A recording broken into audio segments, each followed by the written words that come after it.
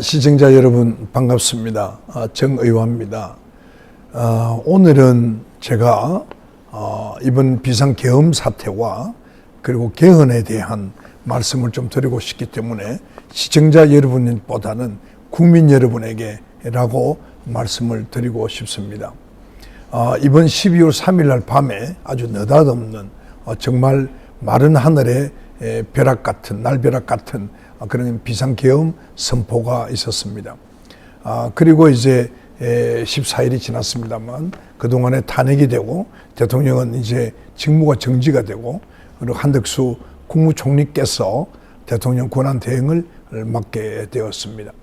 12월 17일입니다만 강원택 서울대학교 정치외교과 교수께서 중앙 10평에 한국 민주주의의 허약성을 보여준 비상사태라는 제목으로 칼럼을 썼습니다. 제가 이 칼럼을 일부 우선 좀 먼저 소개를 드리겠습니다.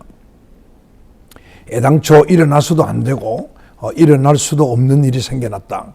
무모하고 독단적이며 정치적으로 무지한 한 사람이 우리 사회의 안정과 평화를 하루아침에 무너뜨렸다. 경제적 성취와 함께 정치적으로도 민주주의를 이뤄내고 지켜왔다는 우리의 자긍심에도 큰 상처를 입혔다. 그렇게 기술을 하고요. 이번 사건을 통해서 우리 통치 시스템이 그 통치 시스템의 허술하고 취약한 모습이 드러났다. 한 사람에게 의존하는 체제가 얼마나 불안정하고 허물어지기 쉬운지를 이번 사태가 극명하게 보여주고 있다. 정치적으로 훈련되지 않고 준비되지 않은 그리고 인성마저 부족한 사람이 나라를 이끌 수 있다는 생각은 좀처럼 해보지 못했던 것 같다. 한 사람에게 모든 권한이 집중되어서 그에게 전적으로 의존해야 하는 현행 시스템 하에서는 언제든 이런 어처구니 없는 사태가 일어날 수 있다. 앞으로도 이런 그릇된 선택이 반복해서 행해진다면 그때 우리 사회가 얼마나 더 심각한 피해를 겪게 될지 알 수 없는 일이다. 이번뿐만 아니라 최소한 지난 10년 동안 우리나라의 정치 리더십은 끊임없이 추락해왔다. 우크라이나나 중동에서의 전쟁이나 트럼프의 복귀와 같은 국제 정세는 불안정해지고 있고 과학기술 산업 역시 AI 시대의 도래와 함께 재편되는 등 주변 환경은 급변하고 있지만 이런 상황에 발빠르게 대응하며 새로운 변화를 주도해 나가야 할 견고하고 신뢰할 만한 리더십은 존재하지 않았다. 인구 절벽이나 지방 소멸과 같이 우리 사회의 기반을 위협하는 심각한 사안들이 제대로 해결되지 않고 있는 것도 이런 구조적인 문제를 풀어낼 효과적이고 안정적인 리더십이 존재하지 않기 때문이다. 그렇게 적시하면서 미래로 달려가기는커녕 우리 사회는 지나가버린 과거의 일을 두고 또 한 사람에게 집중된 권력을 온통 차지하기 위해서 두 쪽으로 갈려서 격렬하게 대립하고 싸웠다. 그 다툼과 분열의 정점에 놓인 대통령은 그저 한쪽의 리더였을 뿐이다. 이번 사태는 무능과 분열의 정치를 이대로 둔다면 우리 사회가 지불해야 될 정치의 비용이 어느 정도 크고 심각해질 수 있는지 깨닫게 했다. 대립과 분열의 정치가 지속된다면 우리는 그간 어렵사리 이뤄놓은 안정과 번영도 그저 하루아침에 모두 불안정해질 수 있을 것이다. 대통령 탄핵에도 불구하고 이 지경으로까지 몰고 온 정파적 양극화는 하나도 달라진 것이 없다. 이 때문에 헌법재판소에서 탄핵이 인용되고 조기 대선을 통해 또 다른 대통령을 선출하는 방식으로 이번 사태가 마무리된다고 해도 그것이 조금이라도 더 나은 정치로 이끌 것이라는 희망을 주지 못한다. 인물만 바뀐 채 지난 10년여간 그래왔던 것처럼 극단적 분열과 소모적 갈등이 이어지면서 우리 사회는 또다시 정치의 덫에 걸려 한 걸음도 앞으로 나아가지 못할 수 있다. 한 사람에게 집중된 권력을 나누고 중앙에 집중된 권한도 지방과 나누면서 제도적 견제와 협력이 불가피한 방법으로 체제를 바꿔야 한다. 매우 불행한 일이었지만 이번 사태는 우리의 그 건강하지 않은 정치 현실을 직시해야만 하는 계기를 마련해 주었다. 냉정한 반성을 통해 절박한 심정으로 이제는 사회적 짐이 되어버린 우리의 정치 시스템, 이 정치 시스템을 근본적으로 혁신하려는 모두의 노력이 필요해 보인다. 이 칼럼을 쓴 강은택 교수는 제 기억에는 과거에 우리 대한정치학회 회장도 역임하셨던 분입니다. 제가 이 칼럼을 소개한 이유는 이번에 이 정말 날벼락 같은, 마른 하늘의 날벼락 같은 이 어처구니 없는 비상계엄 사태를 일으킨 이 사태를 보면서 우리나라가 이제는 대통령제라는 이 자체가 이제 저주를 받은 것이다.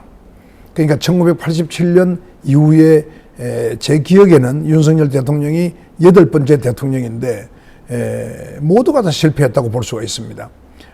그래서 저는 이번에 이 사태를 보면서 느낀 것이 대통령제의 저주다. 그렇기 때문에 이제는 하루빨리 이 대통령제를 없애고 대한민국의 대통령은 정말 상징적으로, 그리고 그 의회 해상권 같은 그런 중요한 권한을 가지는 수준에 있고, 나머지는 총리가, 내각제와 같이 총리가 국정을 담당하는 그런 시스템으로 가야 된다 하는 생각이 제가 들었기 때문에 오늘 이 말씀을 먼저 소개를 드립니다. 대개 이제 제가 의장 때 조사한 바로는 정 부통령, 그래서 4년 중임 대통령, 제가 한 40% 정도 국민이 찬성하는 것 같고, 내각제가 한 30% 찬성하는 것 같고, 그리고 이제 이원 집정제 또는 분권형 대통령제 이렇게 이야기하는데, 저는 그것을 어떻게 할 것인지는 논의를 해야 되지만 통틀어서 변형된 내각제, 제가 이렇게 생각을 합니다만, 이 세 가지가 40대 30, 30 정도로 국민들이 선호하는 것으로 조사가 된 바가 있습니다. 근데 제가 조금 전에 대통령제는 대통령제의 저주다라고 이야기했습니다. 4년 중임제는 결국 대통령제가 4년이냐 또는 8년이냐의 차이만 있을 뿐이고, 제왕적 대통령이 될 공산이 굉장히 크다. 그렇기 때문에 이제는 대통령제는 완전히 우리 권력 지배 구조에서는 빼는 게 좋겠다 하는 것이 20년간 정치를 한 제 생각이라는 말씀을 드리고요. 내각제로 바로 가기에는, 물론 내각제가 많은 나라에서 행해주고 있습니다만, 일본의 경우가 대표적인데요. 일본의 천황이라는 그런 존재가 있습니다만, 그건 우리하고 차이점인데, 일본의 경우에는 그 내각제를 하면 그 국회의원들 중에서 장관도 뽑고 차관도 뽑게 됩니다. 대부분. 물론 차관은 전문 공무원 출신이 하는 경우가 더 많긴 합니다만, 그렇게 되면 현재의 대통령제 하에서의 국회는 국회의원들의 책임의식이 좀 적다고 볼 수가 있습니다. 그러나 내각제가 되면 국회의원들이 더 책임을 지게 되는 겁니다. 말과 행동이 굉장히 제약을 받게 되고요. 더 책임을 져야 되기 때문에 조금의 변화는 있을 것이다. 그러나 현재까지 보여준 대한민국 국회의 모습이 국민들에게는 신뢰받을 수 없는, 조사해보면 3 내지 5% 수준에 머무는 정도로 아주 불신이 굉장히 심합니다. 그렇기 때문에 아마 우리 국민들은 내각제로 가는 것을 원치 않을 것이다. 제가 이렇게 봅니다. 그래서 언젠가 우리 정치적인 수준이 높아지고 선진국이 되고 난 뒤에는 내각제로 가게 되더라도 그 과도기적인 성격에서 대통령제하고 내각제의 과도기적으로는 보통 이제 아까 말씀드린 대로 이원 집정제나 또는 분권형 대통령제, 또는 오스트리아식으로 대통령은 나라를 대표하고 그리고 포르투갈 같이 의회 해상권 정도를 주는 그러한 것만 하고, 나머지 통일 외교를 위한 모든 내정은 총리가 하는 것으로 가는 것이 좋겠다 하는 생각을 제가 합니다. 물론 좀 더 자세한 얘기를 하고 싶습니다만 다음 기회가 있을 것으로 보고요. 그래서 결론적으로 이번에 1987년에 그 대통령 직선제를 도입하면서 그걸 이제 헌법을 고쳤죠. 그게 이제 5년 단임제를 채택한 소위 87체제라고 그럽니다. 그것 후에 8번째의 대통령이 이제 됐고요. 조금 전에 제가 읽어드린 그 강은택 교수의 시평에서 나와 있습니다만 그와 같이 이제는 제도의 문제뿐만 아니고 한 개인의 어떤 문제가 있을 때까지 그 제도는 엄청난 문제를 일으킬 수 있다는 것이 이번에 극명하게 드러났기 때문에 정말 하루빨리 국회가 발의를 해서 개헌으로 가야 되겠다. 그 개헌은 우선 뭐 모든 것을 다 바꾸기는 힘드니까 우선은 원포인트 개헌으로 권력 구조만이라도 우선 바꾸고 그리고 나아가서는 선거구제도 물론 바뀌어야 될 뿐만 아니고 그리고 이제 지금 수도권에 집중되어 있는 이런 그 상황을 봐서는 상하원 양원 제도도 도입을 하지 않으면 안 된다. 그리고 이제 지방 분권도 더 강화해야 된다. 이런 것까지 다 논의하기에는 시간이 부족하다면 우선 그것은 다음 뭐 내년부터라도 차츰하기로 하고 우선 분권은 대통령으로의 그 개헌이 필요하다 하는 말씀을 제가 우선 드리고 싶습니다. 제가 주간조선에 그게 지난 13일 날, 지난 금요일 날 그 발간이 되었습니다만 그 주간조선에 제가 인터뷰한 내용을 일부 좀 소개를 드리는 것으로 오늘 촬영을 끝내도록 그렇게 하겠습니다. 그 질문은 보수 대통령이 계속 감옥에 가는 불행한 사태가 이어지고 있다. 이는 제도의 문제인가 사람의 문제인가? 이것이 이제 질문이었는데요. 제가 이렇게 답을 했습니다. 여태까지 제도의 문제로 보고 있었다. 그런데 윤석열 대통령의 계엄 선포를 보면서 개인의 기질이나 성향 또 성격과도 연관이 있다는 생각이 든다. 제도도 문제인데 그 안에 잘못된 인식을 가진 개인이 들어왔을 때 아주 최악의 사태가 발생할 수도 있는 것을 이번에 보았다. 이번 계엄 사태는 우리에게 수천조의 손해를 가져왔고 역사적으로도 엄청난 후퇴다. 전 세계적으로 조롱거리가 됐는데 이걸 다시 되돌리는데 얼마나 많은 시간이 필요할지 모르겠다. 이제 개헌 논의가 이루어져야 한다. 윤 대통령이 마지막으로 할 수 있는 것은 개헌을 동의하는 것인데 이제 이미 이 부분은 탄핵이 됐기 때문에 이제 국무총리가 대통령 권한 대행으로서 사인하면 되겠죠. 원래 개헌은 국회의원 과반수 이상이 발의를 하거나 대통령이 발의를 하면 되도록 되어 있습니다. 그렇기 때문에 이걸 뭐 구태여 그 대통령 없이도 그 국회만으로 개헌은 추진할 수 있다 하는 말씀을 우선 드립니다. 그래서 이제 탄핵은 탄핵대로 그리고 개헌은 개헌대로 진행해야 한다라고 그때는 이야기했는데요. 그 후에 이제 탄핵이 된 것입니다. 그 다음에 질문은 구체적으로 개헌 논의는 어떤 방향을 가져가야 하나 이렇게 질문을 했는데요. 제가 그에 대한 답은 국회가 중심이 되는 제도로 갈 수밖에 없다. 국민들이 국회를 불신한다는 것이 문제다. 갈등 공화국이라고 할 정도로 갈등이 심한 나라에서 의회가 다수결의 원칙으로만 가는 그런 민주주의는 민주주의일까? 다수결은 기본적으로 소수 의견을 충분히 감안하고 대화와 타협을 통해 다수 의견이 순화된 채로 결론을 낸 후에 결정을 다수결로 하는 것이다. 국회의장 시절 국회 선진화법이 통과될 때에 제가 본회의장에서 한 말입니다.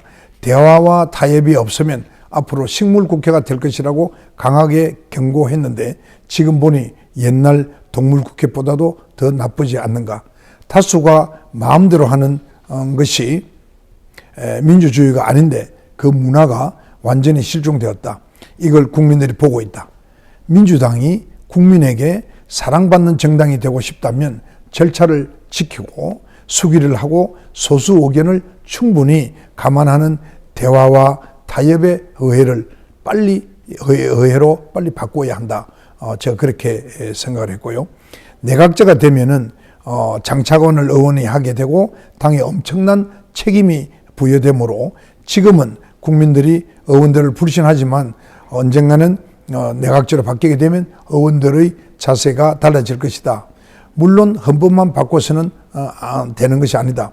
선거 제도도 바뀌어서 다당제가 가능해야 하고 연립정부, 그러니까 연정이 구성될 수 있도록, 그래서 과반수를 만들 수 있도록 해야 된다. 독일은 정당들끼리 연정을 하면서도 중용을 잘 찾아가고 있지 않느냐. 제가 이렇게 답을 했는데요. 아까 말씀드린 대로 당장의 내각제로 가기에는 국회의원에 대한 불신이 매우 깊이기 때문에 어렵다. 저는 그렇게 보는 겁니다. 그래서 내각제로 가는 건 시기상조라는 의견도 많다 하는 그 질문에 제가 이렇게 답을 했습니다. 국민들이 국회를 불신하는 현실에서 내각제로 바로 가기는 어렵다. 중간 단계로서 이원 집정제가 필요하다. 이원 집정제는 대통령과 총리가 권력을 나눠 갖는 제도인데 과거 윤무선 대통령과 장면 총리를 겪어봤기 때문에 대통령과 총리가 충돌할 수 있는 그런 룰로 가서는 안 된다. 그래서 이원 집정제로 해서 권한을 두 개로 양분하는 것. 다르게 말하면 안보와 외교는 대통령, 그 외에는 총리 이렇게 가는 것은 그렇게 어느 정도 오버랩될 수 있는 부분이 있기 때문에 충돌할 수가 있다는 거죠. 그래서 그것은 저는 안 좋다고 보고요. 그래서 대통령은 직선제로 뽑고 임기는 4년으로 하되 그 대통령은 존중받고 존경받고 또 의회 해상권 정도를 갖고 있어서 의회가 함부로 대통령을 어떻게 하지 못하게 하는 그런 어떤 기본적인 대통령 권한을 주는 아까 제가 말씀드린 그러한 쪽에 대통령제, 분권의 대통령제로 가는 것이 좋겠다. 그렇게 답을 했고요. 그리고 이제 이번에 선거제 개편도 같이 이루어져야 될까요? 하는 질문에 대해서는 제가 주간조선에 이렇게 답을 했습니다. 선거법 개정은 거대 야당과 여당이 합의를 봐야 하는 문제다.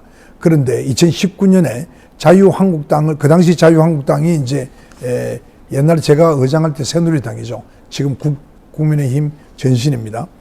를 제외한 4+1 협의체, 그러니까 다른 그 사는 더불어민주당, 바른미래당, 당권파, 정의당, 그리고 민주평화당, 그리고 대한신당 뭐 이렇게 4+1 협의체라고 해가지고 거대 야당인 그 당시 자유한국당이죠. 를 완전히 제외해버리고 이렇게 국민들을 속이는 그러한 꼭 그 다수의 의견을 수렴해서 국회법을 바꾸는 것 같은 그런 착시 효과를 일으키는 그러한 행위를 하면서 국회법을 바꾼 겁니다.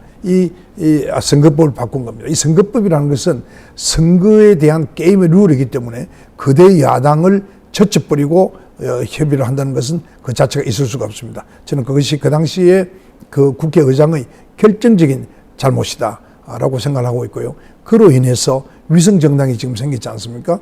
이 위성정당은 원래가 그 독재 전제의 그 국들, 뭐 중국이나 이런 나라들이죠. 그런 나라에는 위성정당이 있습니다. 그것은 우리가 일당 독재하는 나라가 아니다 하는 것을 대외적으로 또 대내적으로 알리기 위해서 그런 것을 이렇게 하는 그런 것이 위성정당인데요. 우리하고는 전혀 맞지 않는 겁니다. 그래서 어느 지역 저는 이제 선거법은 그래서 이전으로 돌리고 다시 그 선거법을 바꿔야 된다. 다당제로 갈 수 있는, 다르게 말하면 그것이 도농 복합이건 또는 중대선거구제든 그렇게 해서 여러 당의 후보자들이 나와서 국민의 선택을 받을 수 있게끔 만들어서 다당제로 가야 되고, 그 다당제가 과반수 이상 되는 당이 없으면 서로 연정을 연합해서 정치를 할 수 있게끔 연정 정치를 할 수 있도록 만들어야 된다. 제가 그렇게 생각하는 것입니다. 그 정도로 제가 이번 비상계엄 사태와 그리고 그에 따른 개헌에 대한, 주로 개헌에 대한 이야기를 제가 드렸습니다. 제가 국민 여러분들, 특히 제 유튜브를 보는 듣는 시청자 여러분들의 이해를 돕기 위해서 말씀을 드렸습니다. 여러분 대단히 감사합니다.